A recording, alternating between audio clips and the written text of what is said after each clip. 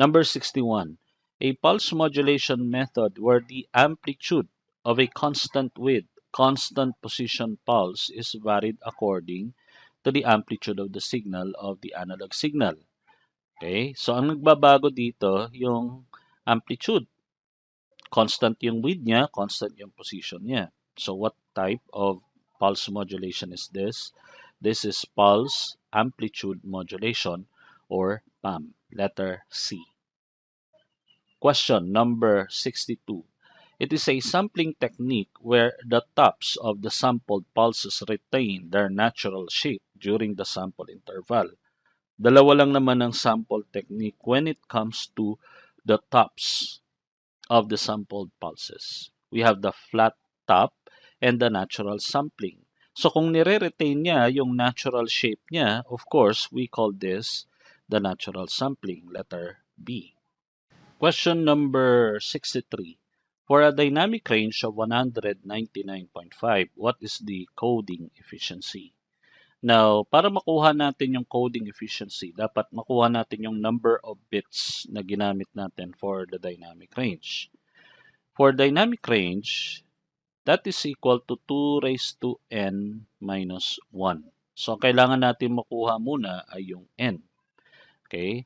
So, n will be equal to log of, this is 199, tama? So, 199.5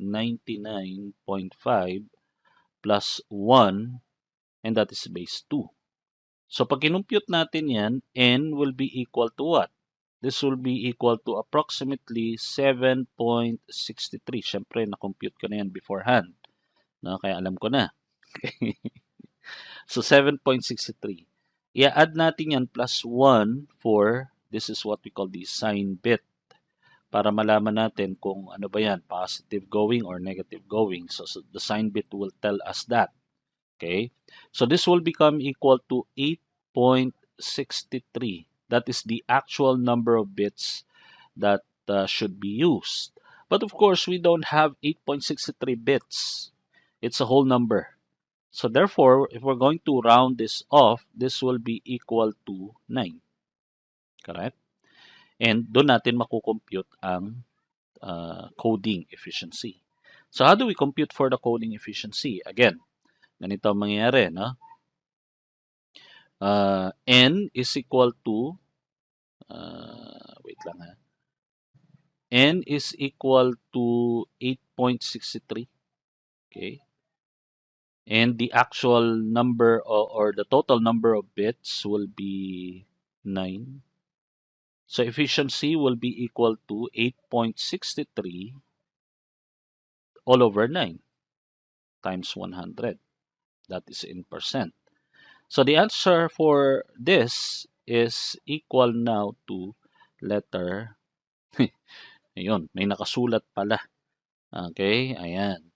So, yan, 8.63 times 8.63 divided by 9 times 100. This will give us 95.89%, or that is letter C. Okay? Okay, number 63, letter C. Next number, number 64, for a single channel PCM system with a sample rate of 6,000 samples per second and a 7-bit compressed PCM code, determine the line speed. So, simple lang naman ito, no? Manipulation lang ito ng given at saka ng unit. So, line speed is 6,000 samples per second. And we have 7 bits per sample. So, matatanggal natin sample. This will give us bits per second.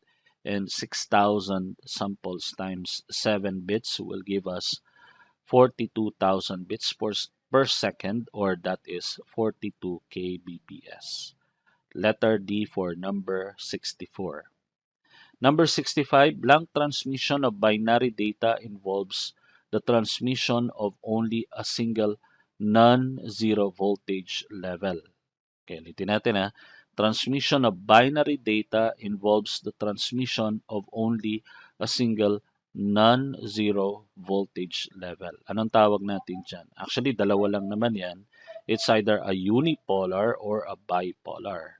So pag sinabi nating single non-zero voltage level, we call this the unipolar. Pero kapag dalawa, syempre, ang tawag na natin is bipolar. Okay? 66. It is a generic term that refers to the coding functions performed by a device that converts analog signals to digital codes to analog signals. Okay, converts analog signals to digital codes to analog signals. Ano yung generic term na yan? Ang tawag natin dyan is a coder, decoder, letter B. Okay?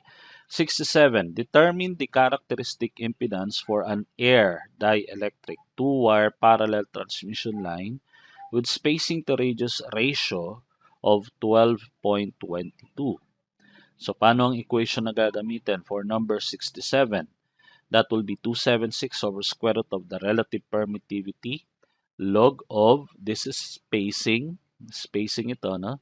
And this is of course the radius. So, ang tinutukoy niya rito na 12.22 is the spacing to radius ratio. Okay? Spacing to radius ratio. Nakuha?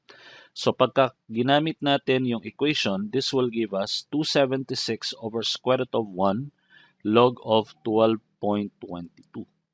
And of course, the answer should be 300 ohms. And that is letter C, 300 ohms. Number 68. The impedance seen looking into an infinitely long line is called characteristic impedance. Okay, letter B. You should know this by now. No, characteristic impedance dahil napakadali lang ng tanong na yan. No?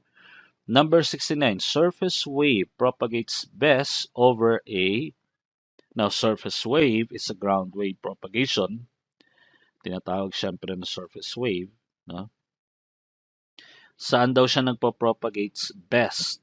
It is best propagated in a good conductor. Letter B. The better the conductor, the better the propagation.